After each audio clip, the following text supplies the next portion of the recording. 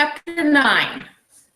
A testing official is waiting inside a small room containing a dark wooden table, a chair, and a control panel of some kind. It's probably what makes the light we watched go from red to green. The official's expression is pleasant as she leads me through a back door, down a well-lit hallway to the bank of elevators. The testing official stays on the elevator as I exit onto the 5th floor, wondering how and when I will learn my fate. I hear the sounds of conversation from the dining hall and realize that I might not need to wait. The person with the answer to whether I made the correct choice is right through those doors. My heart leaps as I see Tomas, Will, and Xandri sitting at our table, but I do not join them. Not yet. Instead, I scan the room. I spot Roman before he sees me, laughing with friends at a joke or at those of us who might have been eliminated because we believed him. Tomas calls my name, but I don't move from my position in the doorway. The girl next to Roman jabs him with her elbow. His eyes turn and meet mine. And I know the disbelief and anger in his eyes tell me I was right not to trust him. I just wish I had figured out the truth sooner. If I had, Annalise might be seated at one of these tables. There is no sign of her red hair and confident smile. A small part of me hopes she's relaxing in her room, though if she is, I am almost guaranteed a failing grade.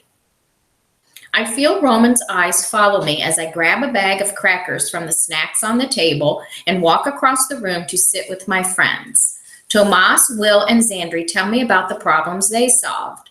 From the way they talk, I begin to understand that while we all had the same types of problems to complete, every group solved them in a different order. Tomas answered the 3rd question for his team, the math question that Roman was supposed to answer for ours. Xandri went first for her team and answered the history problem.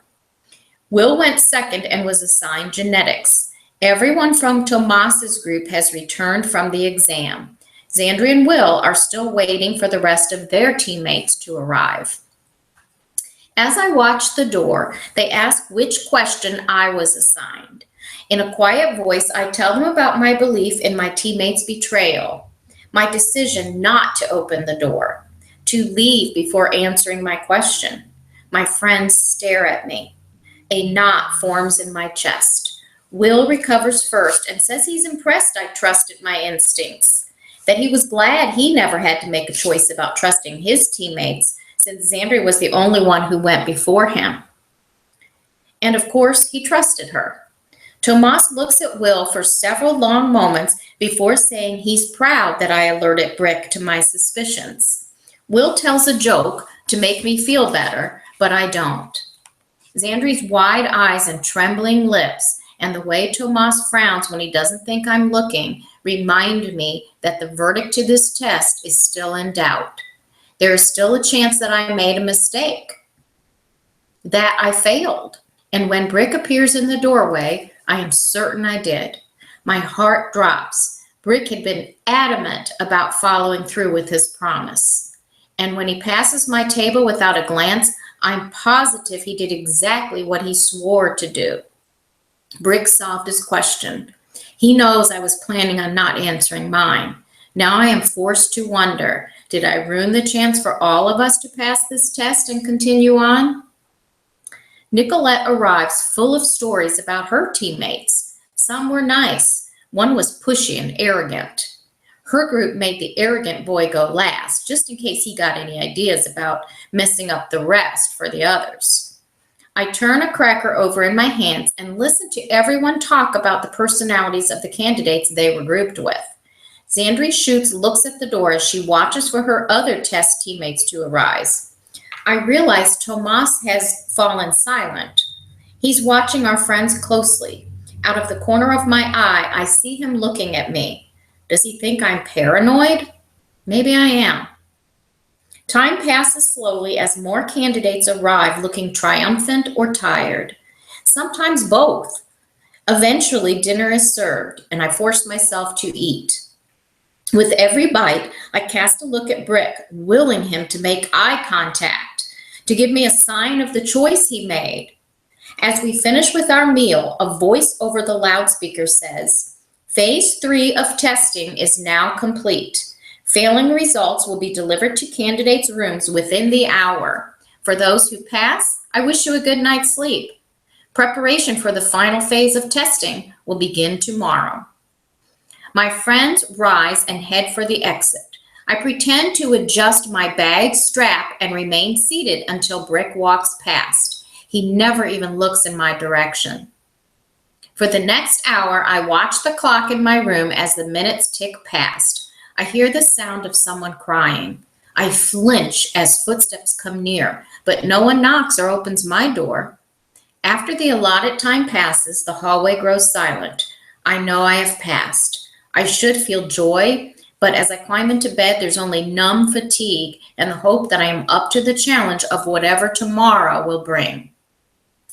The morning announcement comes with the dawn. We are to bring all our belongings with us when we report for breakfast. I dress quickly and lace up my worn leather boots as a sense of dread grips my stomach. My friends are all at breakfast the next morning. We have made it to phase 3, although Xandri's red-rimmed, tired eyes and withdrawn demeanor show that success has not come without a price. I look around the room and spot Brick sitting at the back table. This time, his eyes make contact. For a moment, we just stare at each other. When he nods, I recognize his gratitude. An hour passes before the loudspeaker invites us downstairs. Around the room, I see people suck in air. Some, like Xandri, let out low whimpers. Others, like Tomas, look concerned but resigned. Even the cockiest, like Roman, shows signs of fear. Yes, the testing has exacted a price from us all, and that payment isn't over. There's still one test to go. Dr. Barnes once again waits for us in the third floor lecture hall. Today, he is wearing a serious expression that makes everyone in the room fall silent. Congratulations to all of you for making it to the 4th round of the testing. There were 108 candidates in this year's testing class. 59 of you remain. Tomorrow will begin the longest phase of our testing, the practical examination. University students are the future leaders of the United Commonwealth. Because some of you in this room will soon be designated as among those leaders, we believe it is necessary for you to understand fully the challenges you will face. You will need to travel to a non-revitalized part of the country and be placed in a designated starting location. When the test begins, you must then find your way from that location back to Tosu City. Those who return will be given a passing grade and will qualify for the final evaluation. That evaluation will determine the candidates who will attend the university. Terror. That is the only word I can think of to describe what I feel. Alone in an unfamiliar part of the country. Or not alone. Not really. Animals. A mutation of animals that were once harmless but are no longer. And drifters, those who have chosen not to join the United Commonwealth. People who believed structured governments led to the 7 stages of war in the first place and abandoned those who sought organization. Those people might be out there too. And just me by myself to face them?